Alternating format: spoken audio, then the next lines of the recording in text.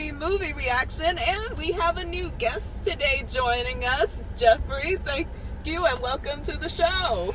Thanks for having me today. And today our movie reaction will be on The Blackening, directed by Tim Story.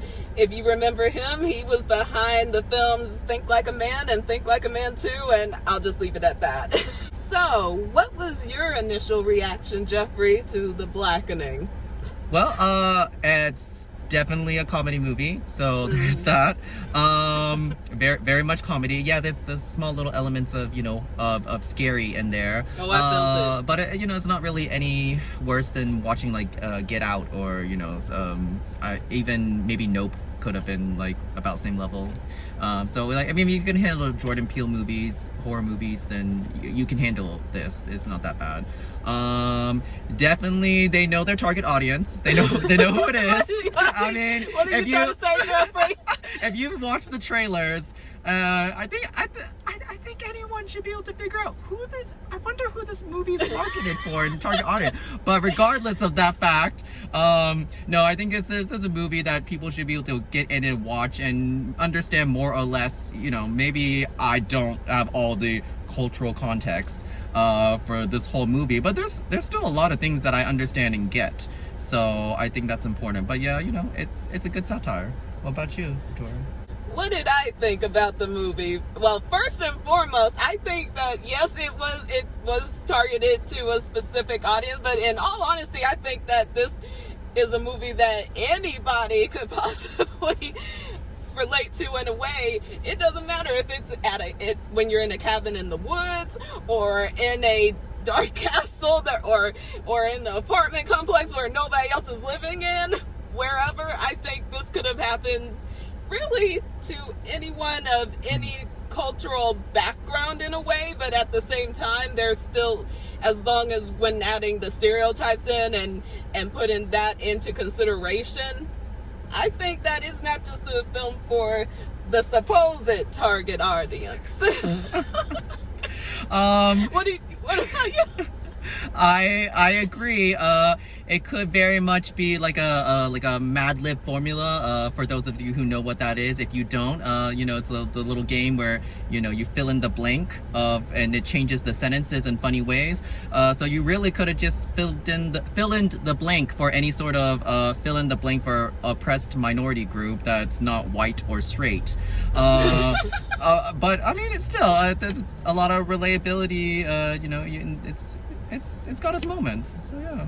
I agree, and also on top of that, when you uncover the whole, how can I say, racial aspect and context to it, it's still pretty much like a story that I could see in any normal white Caucasian horror flick of any kind, in all honesty. Though, based on the context of this movie, I'm not really sure how you would flip the script exactly for that, but if you have some ideas on that, Hollywood, contact Victoria for her script ideas. Apparently she got some up in her head. Oh my god. What did you think of the story, Jeffrey? Storyline seemed like your typical kind of horror movie setup, cabin in the woods, of course, Mm-hmm. But what I've enjoyed the most about story is the moments of characters showing intelligence that you don't usually see in horror movies. Oh yes. And those moments as an audience, you get to feel reassured about when you scream at a screen, don't do that, don't go there, don't follow that noise, and but then they still have those moments to kind of poke at that. There's that one scene when you watch it, Victoria knows, where they do that one thing that groups of people do, and usually it's not recommended, but there's a good reason why, maybe. Mm-hmm. I agree. And also on top of that, as far as the story goes, I too thought that it was pretty much like a cabin in the woods. Somewhat made me think a little of Evil Dead, but not too much of Evil Dead. I thought more Scary Movie at the time. I thought it was going to be more of that, but it was also more clever than that. It wasn't satire-like, but it still felt like it at times. But majority of it, it was just a smart, funny comedy about the horror tropes. So I thought it was clever. Yeah, and Very you will clever. be very happy to know there are most certainly survivors, so don't worry. Let's talk about the cast ensemble for this film. I thought it was a pretty good choices that they made for this film. What did you think of them?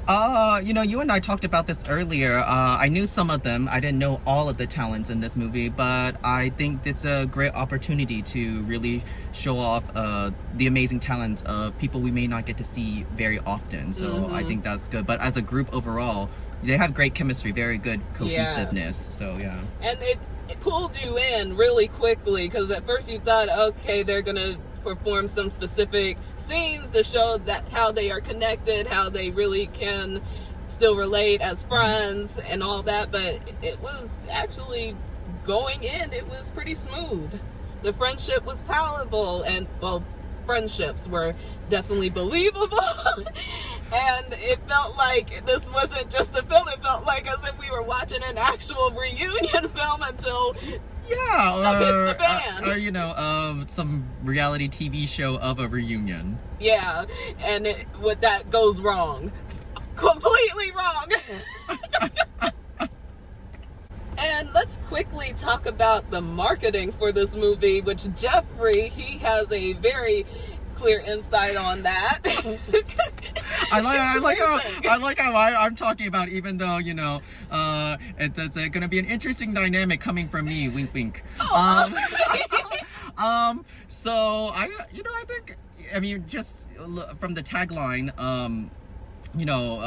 I don't remember the exact words, but it's like, who's gonna die first? When obviously there's a joke behind that, and if you don't get the joke, then a little homework, it's fine. But I think it's interesting that the movie is centered around Juneteenth time, and then knowing what kind of part of their target audience, that they premiere this around Juneteenth weekend. So yeah, you really couldn't get any more on the nose unless you premiered it in February. And you know why. Yeah, I agree on that one. That was very smart. So, on a scale of 1 to 10, I would have to give this movie a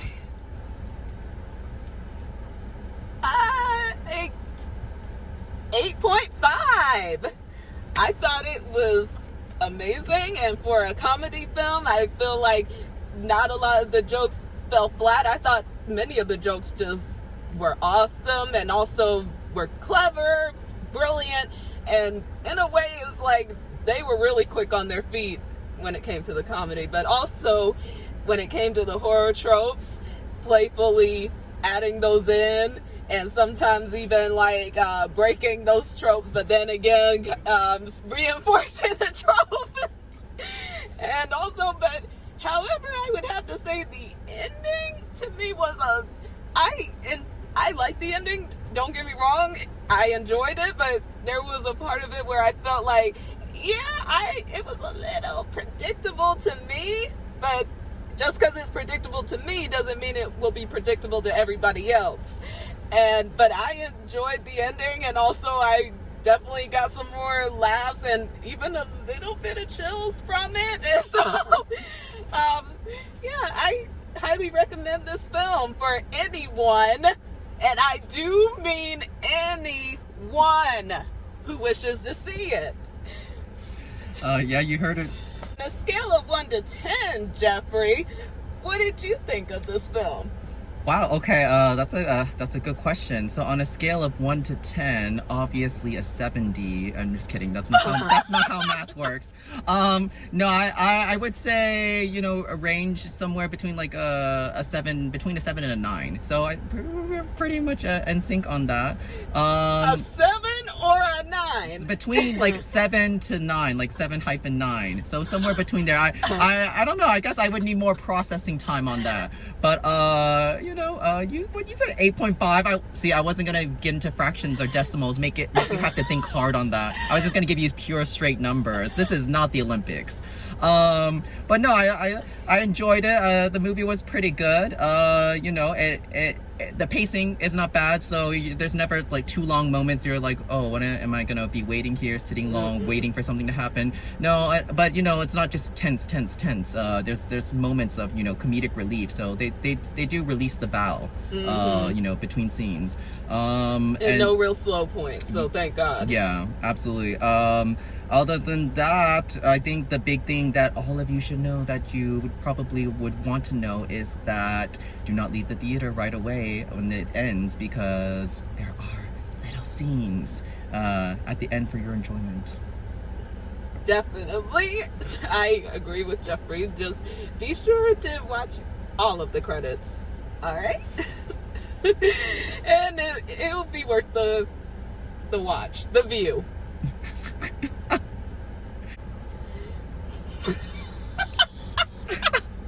I just asked you if you were good.